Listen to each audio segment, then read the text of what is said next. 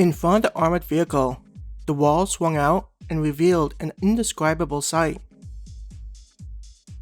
The two of them just sat there staring at what they were witnessing, something beyond what they imagined.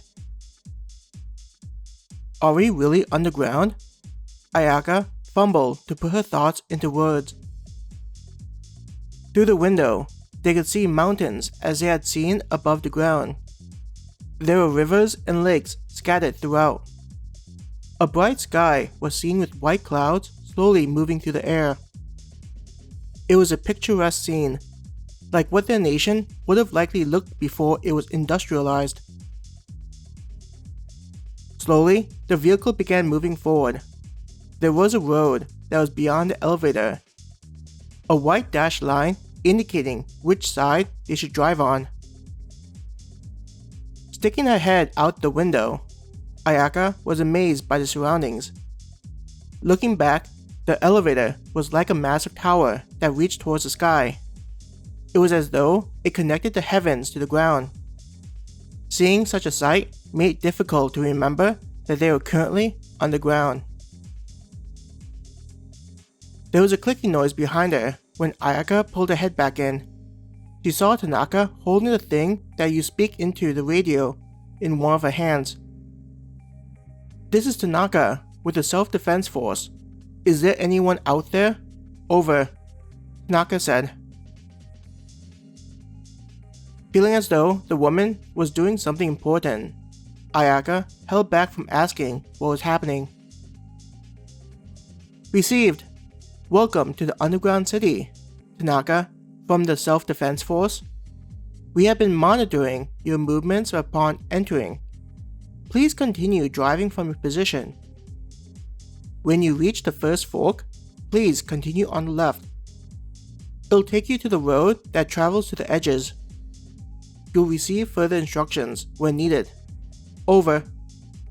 A woman's voice calmly directed them. Copy, Tanaka said, placing the device back on the radio. Turning to Tanaka, what do you think is going to happen?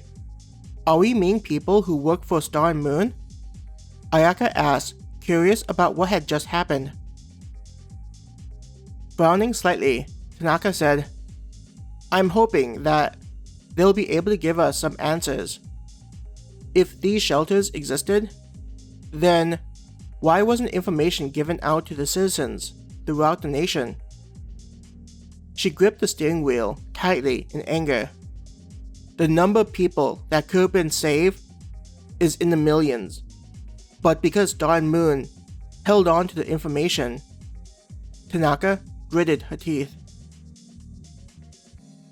Tanaka bringing up the fact that Star and Moon didn't share the information with the public made Ayaka realize that fact.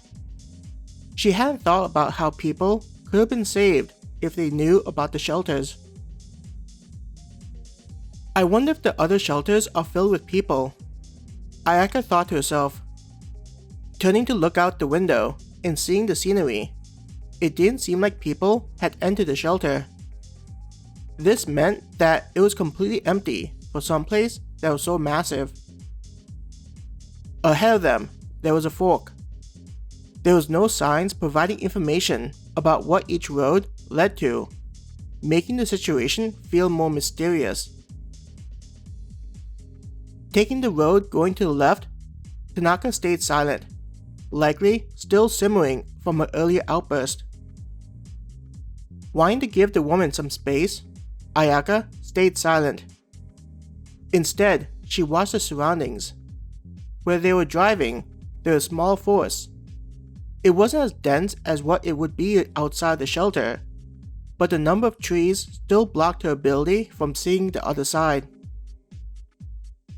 I kind of want to visit the lakes and try swimming in them. Ayaka smiled at the thought of all of them just relaxing at the lake.